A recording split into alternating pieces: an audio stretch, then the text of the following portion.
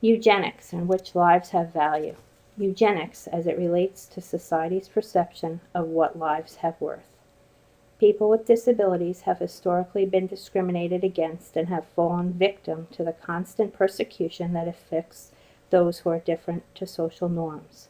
Society has encompassed movements against discrimination for racial and ethnic minorities, and recently movements to eliminate these behaviors towards persons with disabilities are beginning to evolve.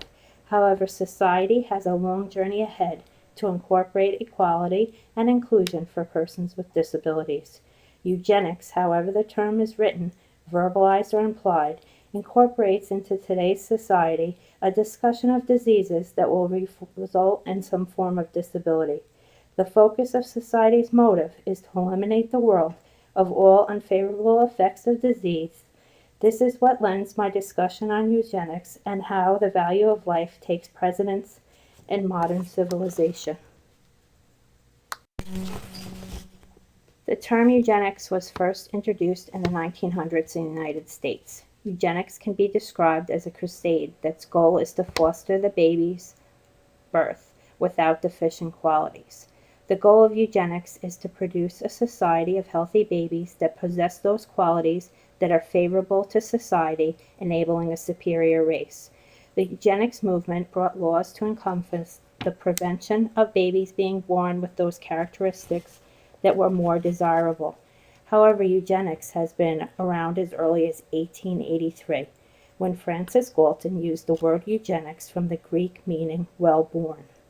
Galton expressed that eugenics is a brief word to express the science of improving stock, which by no means is confined to questions of judicial mating, but which, especially in the case of man, takes cognizance of all the influences that tend, in however remote a degree, to give the more suitable races or strains of blood a better chance in prevailing speedily over the less suitable than they otherwise would have.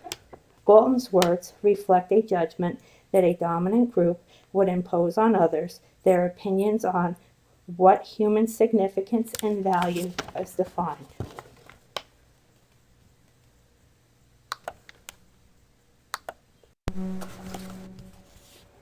An example of eugenics in the United States can be illustrated in the case of Buck versus Bell.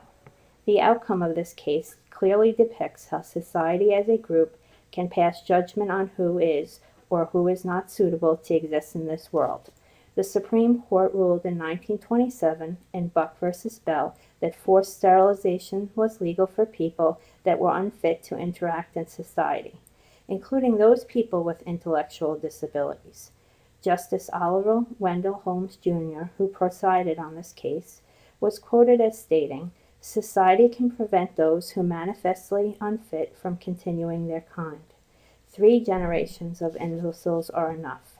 The case of Carrie Buck and society's opinion that her feeble mind was reason to proceed with the forced sterilization.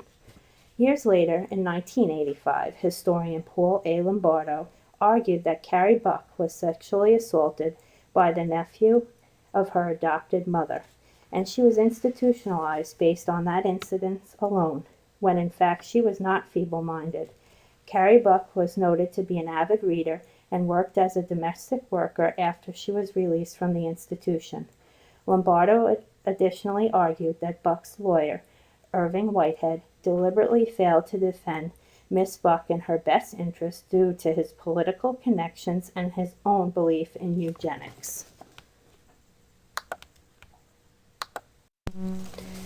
There is currently a debate in the United States regarding what is termed genetic testing, counseling, and prenatal screening for life-threatening or severe birth defects, providing an opportunity for those parents to make medically informed decisions to continue with their pregnancy or terminate. The use of vocabulary such as genetic testing, counseling, and prenatal screening is just another path to introduce eugenics in society under pseudo-terminology. The current development of genetic research surrounding the concept that the absence of disability will make the world a better place inserts a eugenic tone that society should consider as a slippery slope for humanity. Disability as a whole varies in degree based on disease and impairment. The minority group's viewpoints of persons with disabilities encompass a theory that this culture of people is segregated in society due to their differences in comparison to mainstream society.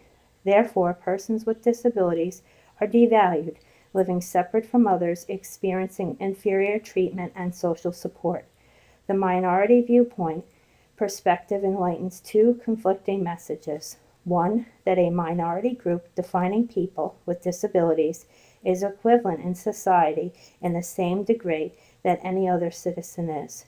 The second message is that the fetus with disabilities are viewed as less than, and that the parents have the right to prevent pregnancy from coming to term, suggesting that people in the community are devalued in comparison to those without a disability.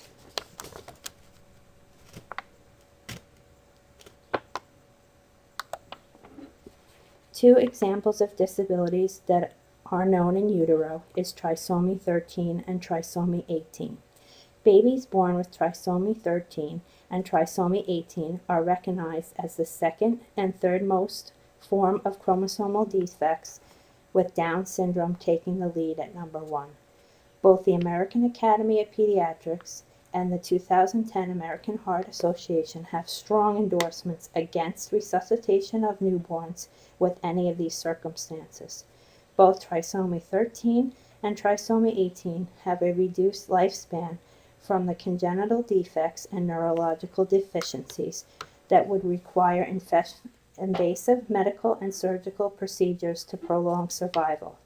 Babies both with trisomy 13 and trisomy 18 that undergo cardiac surgery or cardiac catheterization procedures and survived past hospitalization were found to live 14.8 and 16.2 years as a median survival rate.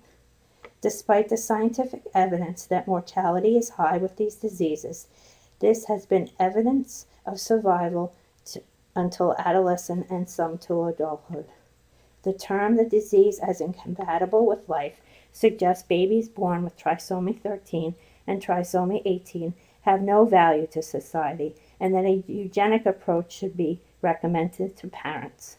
The role of the healthcare provider is in ethical counseling, facing children with the birth of trisomy 13 and trisomy 18 is to incorporate a fact-based evidence discussion, discussing the burdens and the benefits surrounding all the aspects of interventions, and the reality of the impact the disease has not only on the baby, but the family as a whole.